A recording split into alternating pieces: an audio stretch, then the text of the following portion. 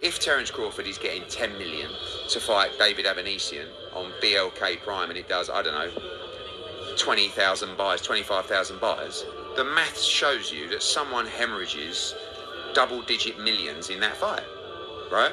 But they don't mind because they're coming into the market, they've got investment and the fighters benefit. But the problem with that is the comparison between what they might make in a Spence fight. And I go back to, you know, I don't feel for Al Heyman, but I also understand Al Heyman knows the numbers. He knows the market, okay? If the fight was as big as some people think it is, the fight would get made because the money would be there. But when you budget a fight, like you would for Spence against Crawford, you have to give your honest opinion of what you're prepared to pay as a guarantee, and I understand apparently there was no guarantee for that fight, about what your line is on the pay-per-view, right? And my line on that pay-per-view would be 300,000 to 400,000 buys. That's where I'd be putting my guarantee at. Someone's told these guys that it does 1 million, right? Now, if it does 1 million, then you don't need a guarantee. You know, and Fury Joshua is a good example. Neither fighter asked for a guarantee in that fight because we know it does 1.5, 2 million pay-per-view buys. We know it does the biggest gate in history. But the truth is about Spence Crawford. Do you really know? No, because otherwise Al would say there's a minimum guarantee for 800,000 buys. This does 1 million, 1.2, no problem. Because if you said to me to put a guarantee in place for Fury against AJ at 1 million buys, of course, not a problem, you know, but that's the problem. We just don't know about Spence Crawford. Neither guy has done exceptional across pay-per-view. And if the fight was as big as some people thought it was, it would get made. But again, then someone comes in and says, well, you know, I'll give you guaranteed money to fight David Avanesian. Of course, if you're Terence Crawford, why not? You can't lose that fight. So, but then you get a fight that people don't want to see. So it's not always that simple. And unfortunately, Danny, there's no barriers to entry in boxing. So a lot of the times you're negotiating with a manager or an advisor that simply doesn't know the numbers, you know? Those are the words of Eddie Hearn and his take on the Errol Spence and Terence Crawford debacle. Okay? And as you heard him say and break down very smoothly, calmly, being a promoter, one of the biggest promoters out here himself, you know, and he doesn't have a pony in the show. None of those fighters are his fighters. But he did compare it to a much bigger fight, a fight that is guaranteed, a fight that you wouldn't have, or should I say a fight that you would have faith in knowing that it would do a certain number in order for the guarantee to be there comfortably for each fighter to get paid. And with Spence Crawford, as you heard him say, none of them, like I was trying to tell a colleague of mine, none of those guys have done well enough for the guarantee for the fight to happen. See, what people don't understand, people rag Terence Crawford. They say, well, his numbers are shitty. They say he hasn't really done much. He doesn't do enough self-promotion. He's not charismatic enough to self-promote. Therefore, that's why his numbers are shit. That's why he doesn't sell. That's why he's not really successful financially wise when making pay-per-view sales. Right? But then what people don't understand is they don't take into account that Errol Spence hasn't done huge numbers either.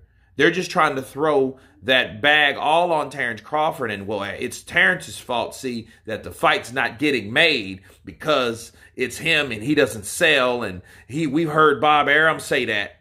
Wagging the finger. And what we need to realize is that, well, Errol Spence, if he was such a big star, why would it matter? Because if it was on pay-per-view, yeah, he gets a huger chunk of whatever 65, 35, or 60, 40, whatever that percentage was. Terence Crawford agreed to, by the way. But then it's like, well, if it was that way, why in the hell aren't we giving the guarantee at a certain number? Because they're not sure on the numbers. They don't know that. They don't know if it'll do 1 million pay-per-view buys, you know. But you have to keep in mind of what time frame we're living in. If this was the 90s, this would be a totally different. This wouldn't even be an issue because we wouldn't have devices in our house that are jailbroken, that are designed, digitally designed to get shit free. I'm not watching that. I got a stream. I can watch it for free. Why should I even watch it? Why should I buy it?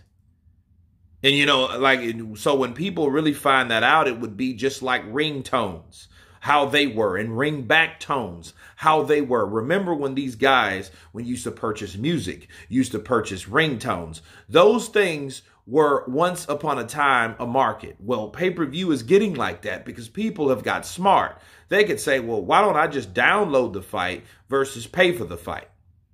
So that takes a chunk, a huge percentage away, you know, from a lot of investors. And people know that. They're like, well, why would we invest in a pay-per-view? And then you don't give the fighters no guarantee. So they go in there and beat the shit out of each other. And then they don't get what they're supposed to get because half the people are still in it.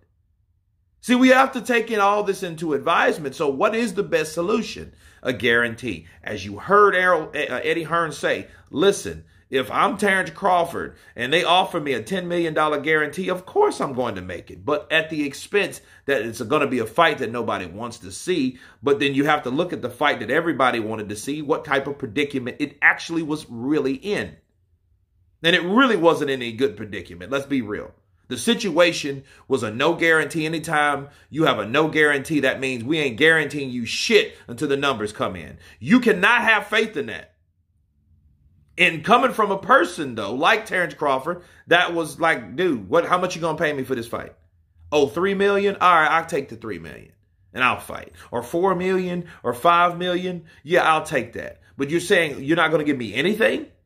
And then your money's going to be from what? So I'm not even getting a fucking fight purse? Like nothing? No check in the locker room at the end of this fucking fight, win, lose, or draw? I just go home empty-handed? I can't give my wife this fucking check that we just made? Why would he do that? See, that's the whole thing. And then people want Terence Crawford to be a fucking idiot. And what he did was, he knew that they were trying to fuck him, and he still agreed. But then this other deal comes along, and it's like, boom, here's $25 million for you and Errol Spence. Let's make that fight happen. You know. But Al Heyman, being Al Heyman, no, that ain't good money. I'm not letting anybody touch this. Like, why? You going to wait till some fucking body gets beat? Like what happens all the time. One of these guys gets beat, then all of a sudden, that shit just goes away. But anyway, you guys tell me what you think of Eddie Hearn's take on Errol Spence and Terence Crawford. Of course, please subscribe. And you guys been Counterpunch. Peace!